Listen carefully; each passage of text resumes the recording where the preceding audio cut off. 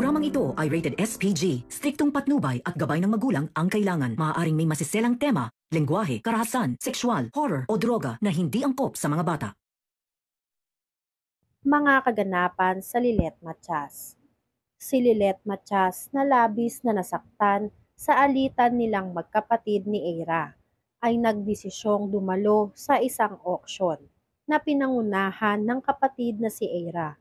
Hindi siya imbitado, ngunit nang makarating sa kanya ang balita na isa sa mga itatanghal na gamit ay ang brooch na pinakamahalaga kay Atty. Meredith, ang ina nilang yumaong abogado. Hindi na siya nakapagpigil. Ang brooch ay isang alaala ng kanilang ina. At para kay Lilet, ito ang tanging bagay na magpapaalala sa kanya ng mga magagandang alaala kasama si Atty. Meredith. Habang papasok siya sa auction, nagkaroon ng tensyon sa pagitan nila ni Eira. Pinilit ni Lilet na ipaglaban ang kanyang karapatan sa brooch. Hindi niya alintana ang pagiging hindi imbitado dahil para sa kanya, ang brooch ay simbolo ng pagmamahal at alaala ng kanilang ina.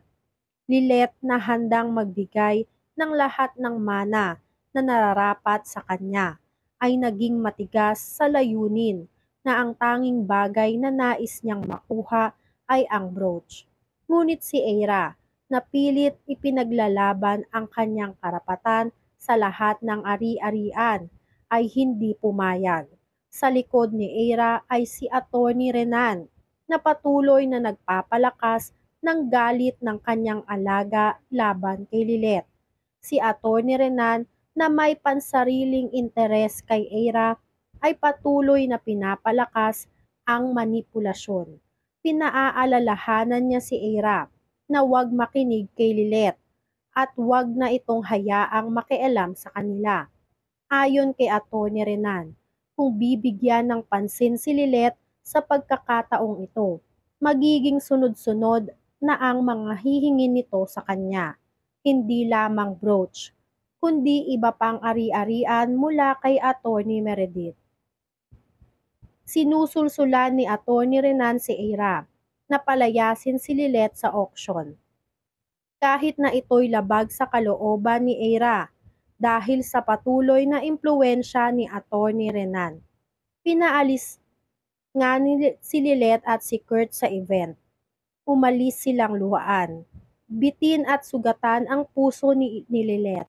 Ang pagkatalo niya sa auction ay hindi lamang isang pagtatangka na makuha ang brooch, kundi isang simbolo ng hindi pagkakapatawad at pagtanggap mula sa kanyang kapatid.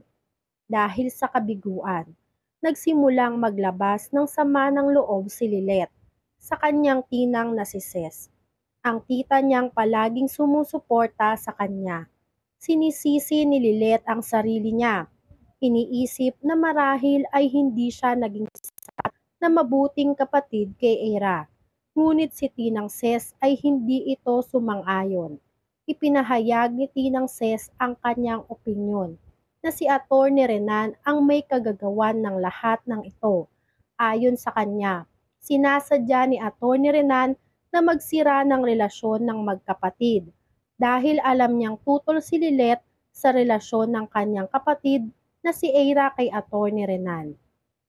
Alam ni Atty. Renan na hindi tatanggapin ni Lilet ang pagmamahala nilang dalawa, kaya't patuloy niyang pinapalala ang mga issue upang maghiwalay ang magkapatid. Habang nagkakaroon ng tensyon sa pagitan nila, hindi nakaligtas sa atensyon si Atty. Spanky, isang kaibigan ni Eira, at kaibigan nitong si Atty. Meredith, at isang abogado na may malasakit kay Lilet. Hindi na makapagpigil si Eira kay Atty. Spanky dahil sa kagustuhan nitong ipagpatuloy ang alitan kay Lilet. Inis na inis si Eira kay Atty. Spanky at pinagsabihan pa ito na wala siyang karapatang makialam sa mga desisyon ni Eira dahil hindi naman siya tunay na ama. Ang lahat ng galit at init ng ulo ni Eira ay naipon at tila mas pinili nitong magpatuloy sa pagiging galit kaysa magtulungan bilang pamilya. Sa kabila ng lahat ng ito, si Kurt, ang matalik na kaibigan ni Lilith, ay patuloy na sumusuporta at nagpapalakas ng loob kay Lilith. Hindi ito nagpatalo sa mga pagsubok na dumarating at patuloy niyang tinutulungan si Lilith upang ipaglaban ang kanyang karapatan sa mga gamit ni Attorney Meredith. Hinihikayat siya ni Kurt na hindi dapat sumuko at kung anuman ang nararapat sa kanya ay nararapat niyang ipaglaban. Sa mga pag-uusap nila ni Kurt, napagtanto ni Lilith na hindi na siya dapat matakot na ipaglaban ang kanyang karapatan sa mana ng kanyang ina. Kailangan niyang magpatuloy dahil kung hindi, mawawala ang lahat ng pinaghirapan ng kanilang ina. Samantala, sa Keystone, hindi nakaligtas kay Trixie ang sakit na nadama ni Lilith.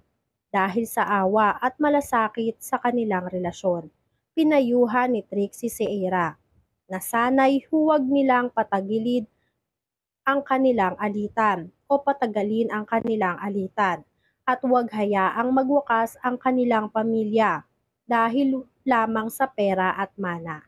Nag-isip si Eira, ngunit patuloy pa rin niyang iniisip si Attorney Renan.